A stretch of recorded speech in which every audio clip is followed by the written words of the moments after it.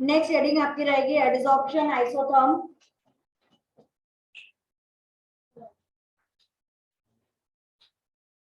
Adsorption isotherm. It is the relation between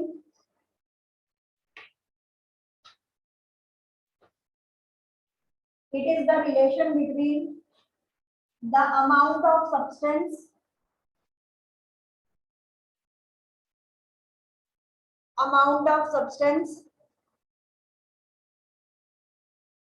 adsorbed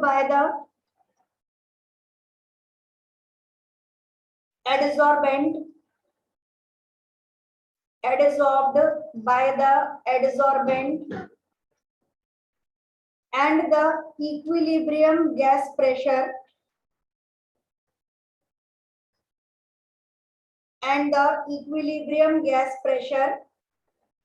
bracket में और the concentration for solution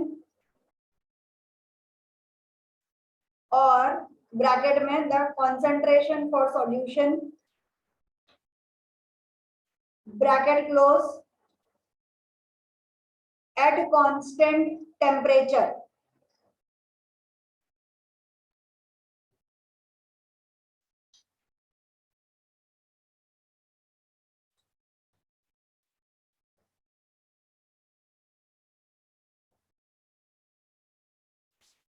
It is Freundlich adsorption isotherm. Iso मतलब constant और therm मतलब temperature. जब हम constant temperature के ऊपर मास और प्रेशर के बीच में रिलेशन फाइंड कर रहे हैं तब वो कहलाएगा फ्रीundlich adsorption isotherm। इसके 3 पार्ट्स हैं। फर्स्ट पार्ट लिखिए at low pressure,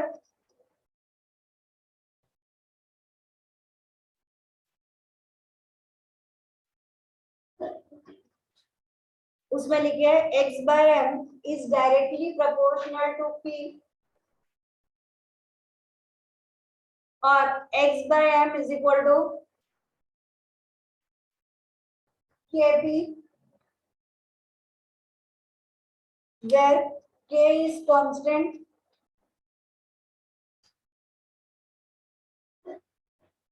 x is mass of adsorbate and m is mass of adsorbent.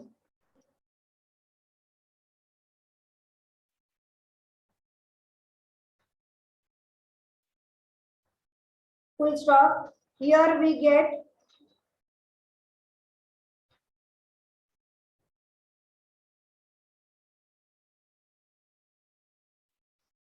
a straight line graph.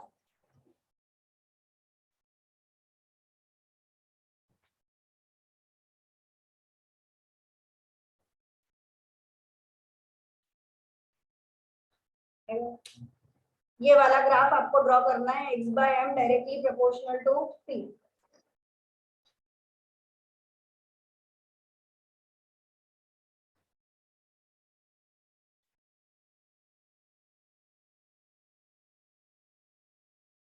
क्या चल रहा है अब समझो, उसके बाद सेकेंड और थर्ड लिखेंगे। हम लोग बात कर रहे हैं फ्रीundlich adsorption isotherm की। फ्रीundlich नाम हो गया, एडसॉर्प्शन मतलब किसी भी सरफेस के ऊपर कितना एडसॉर्प्शन अकर हो रहा है, दैट इज एडसॉर्प्शन। और आइसोथर्म यानी एट कांस्टेंट टेम्परेचर। जब आपके पास में कोई एक सरफेस है, ये हो गया आपका एडसॉर्बेंट, इसके ऊपर जो आ रहा है वो हो गया एडसॉर्बेट। अगर हम टेम्परेचर कांस्टेंट रखें तो ये जो एडसॉर्प्शन या अकर होने वाला है ये किस चीज पर डिपेंड करेगा? तो हम लोगों ने बोला कि x/m एडसॉर्बेट अपॉन एडसॉर्बेंट। ठीक है, एडसॉर्बेंट आपके पास 500 ग्राम है और जो एडसॉर्बेट आ रहा है वो 100 ग्राम है, तो इट इज 100 अपॉन 500। कितना एडसॉर्ब हुआ? तो बोले 500 ग्राम के ऊपर सिर्फ 100 ग्राम एडसॉर्बेट आके वहां पर एडसॉर्प्शन शो कर रहा है। and that ratio is directly proportional to pressure. यानी प्रेशर जब बढ़ाओगे तो ये वाला जो एड्सॉर्प्शन का रेशियो आ रहा है ये भी धीरे धीरे करके इंक्रीज होता जाएगा।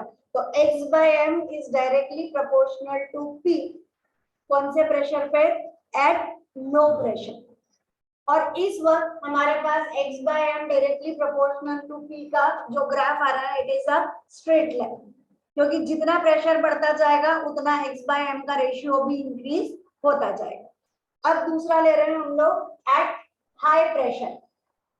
हाई प्रेशर पे क्या होगा? At high pressure x by m is equal to constant, मतलब प्रेशर का इसके ऊपर इफेक्ट हो ही नहीं रहा। हमने लिखा कि x by m is directly proportional to p raise to 0। तो प्रोपोर्शनलिटी का साइन अगर हटाया भी तो x by m is equal to k p raise to 0। p raise to 0 मतलब 1, तो x by m is equal to k which is a constant. तो high pressure पर x by m में कोई चेंज नहीं आएगा, जो भी वैल्यू है वो कैसे रहने वाली है? It remains constant. लिखिए at high pressure,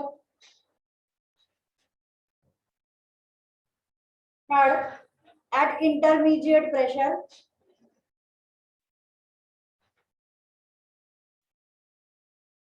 at intermediate pressure x by m is directly proportional to p raised to 1 by n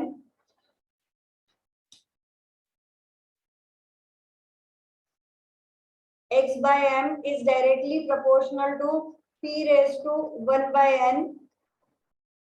The value of power lies in between 0 to 1.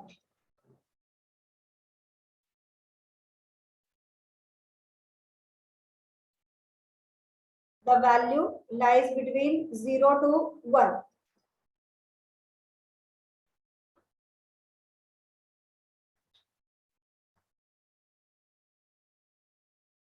ये हमारे पास आया x by m is equal to k p raised to 1 by n। इसकी value निकालने के लिए हम लोग यहाँ पर लेंगे log of x by m। क्या लिखूं यहाँ पे? log k प्लस ये जो पावर है ये आगे 1 by n log of p। इसका जो ग्राफ हमारे पास बनेगा वो ग्राफ होगा डायरेक्टली प्रोपोर्शनल है तो डायरेक्टली प्रोपोर्शनल ही दिखाया, लेकिन यहाँ पर हमने कोई लाइन छोड़ दी। ये क्या बता रहा है? This is called as intercept which is equal to log k। बाकी ये आपका आ गया x by m और ये p raise to 1 by n। या सिंपल आप यहाँ पर लिख दीजिए प्रेशर और यहाँ पर लिख दीजिए x by m, दोनों चीजें चलेगी। बट जब आप यहाँ इंटरसेप्ट लिखकर log k लिख रहे हो तो यहाँ पर वैल्यू भी क्या आएगी? log of x by m। और ये या तो प्रेशर लिख दो और या फिर क्या लिखोगे? log of p। स्लोप क्या रिप्रेजेंट करेगा? स्लोप जो है वो रिप्रेजेंट करेगा 1 by n की वैल्यू को, वो यहाँ नहीं लिख देना, ये हम लोग लिखेंगे slope is equal to 1 by n। ठीक, इतना ग्राफ ड्रॉ करिए।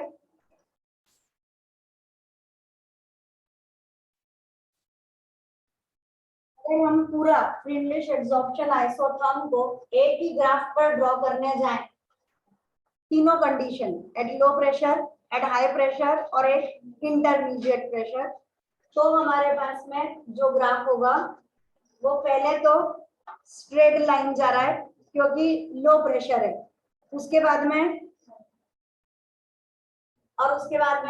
Dot dot dot dot.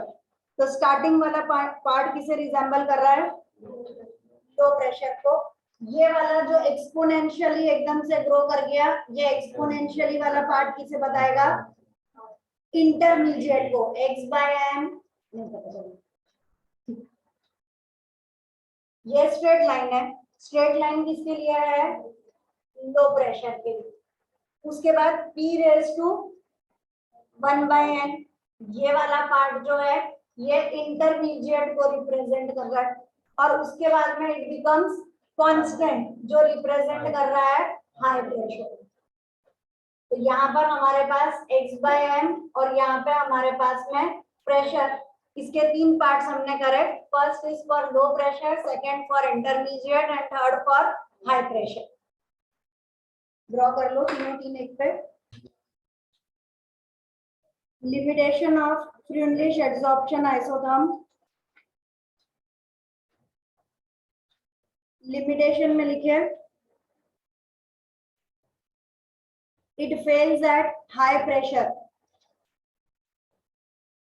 क्योंकि 2 के लिए प्रॉपर आंसर निकाला, तीसरे के लिए नहीं निकाला, तो हम लिखेंगे it fails at high pressure. Next heading,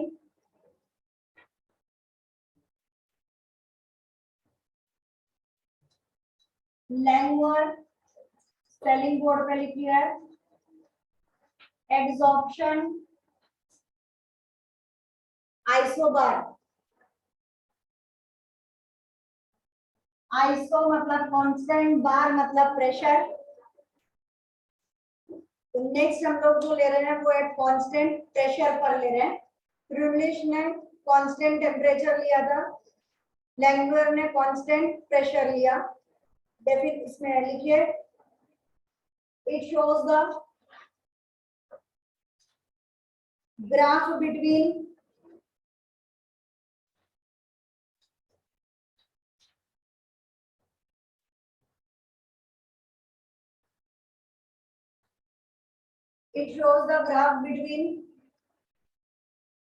extent of adsorption and temperature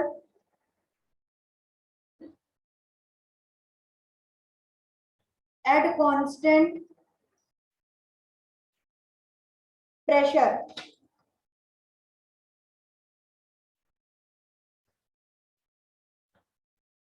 extent मतलब सेम x/m, लेकिन अब ग्राफ प्रेशर की जगह कहाँ पे बनेगा, because pressure is kept constant. इसके लिए हम लोग 2 अलग अलग चीजें लेंगे। एक लेंगे हम फिजिक्स ऑप्शन के लिए, क्या पढ़ा था अपन ने फिजिक्स ऑप्शन का, with increase in temperature physics option decreases, क्योंकि टेम्परेचर बढ़ेगा काइनेटिक एनर्जी इंक्रीज होगी, पार्टिकल्स का मोशन बढ़ जाएगा। तो हमारे पास जो ग्राफ है वो ये है कि with increase in temperature x/m decreases. तो this is for physics option. Chemistry option के लिए है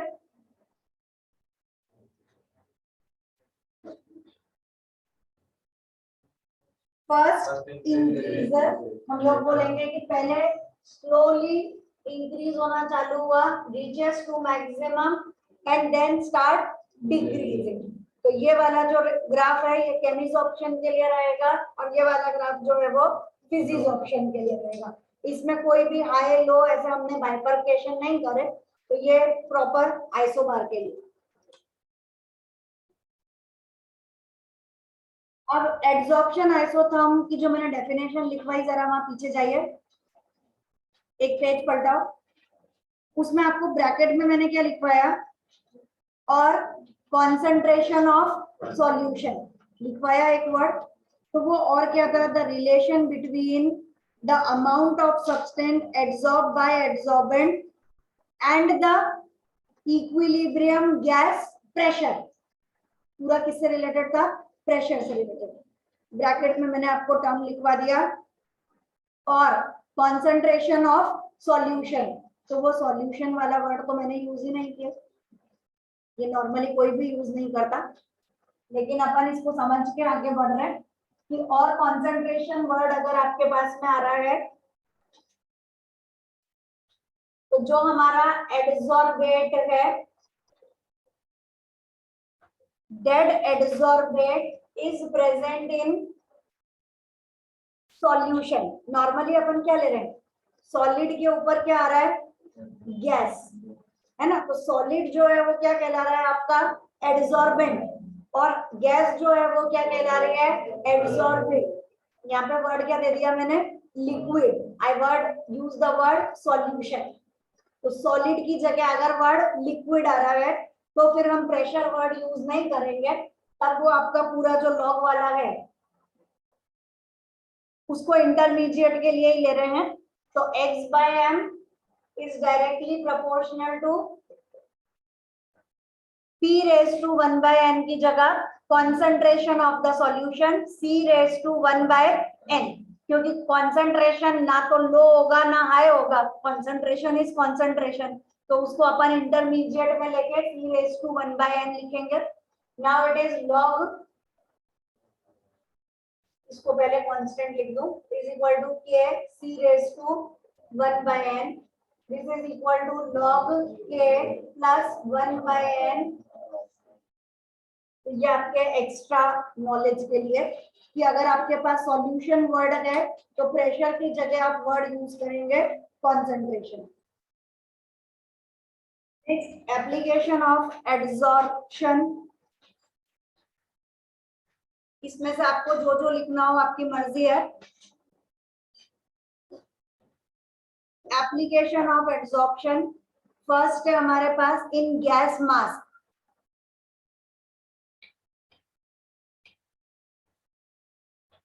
गैस मास, इसमें हम लोग ले रहे हैं कि we are miners which use a mass. Miner समझ में आ रहा है, जो खदानों में जाके माइंस में जाके काम करते हैं, तो उस वक्त वहां पे पॉइजनस गैसेस या कार्बन डाइऑक्साइड वगैरह जो है, कार्बन डाइऑक्साइड हुआ, मीथेन हुआ, ये गैसेस वहां माइंस में रिलीज बहुत ज्यादा होती है। तो इन लोगों को मास्क पहनाया जाता है, उस मास्क के ऊपर एक्टिवेटेड चारकोल प्रेजेंट है। चारकोल क्या करेगा, it is going to adsorb these poisonous gases, इसलिए उन लोगों को ब्रीदिंग वगैरह का इश्यू थोड़ा कम रहेगा।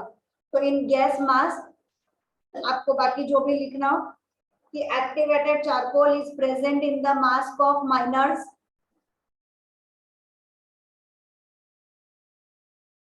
which adsorbs poisonous gases like CH2 and CH4.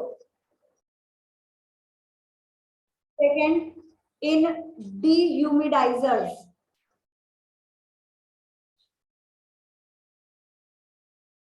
Dehumidizers यानी which decreases the humidity. For example, सबसे ज्यादा एग्जाम्पल हम किसका लेते हैं, सिलिका जेल। दूसरा एग्जाम्पल इसके अंदर होता है एल्यूमिनियम जेल। दो एग्जाम्पल इसमें होंगे, सिलिका जेल और एल्यूमिनियम जेल। थर्मस फ्लास्क वगैरह के अंदर ह्यूमिडिटी एब्जॉर्ब करने के लिए,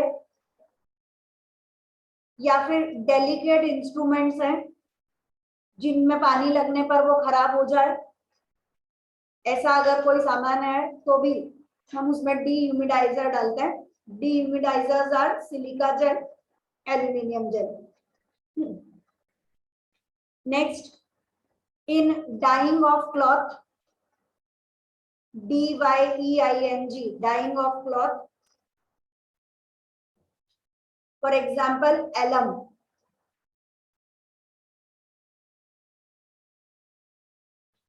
Elms absorbs the dye colors या dye particles.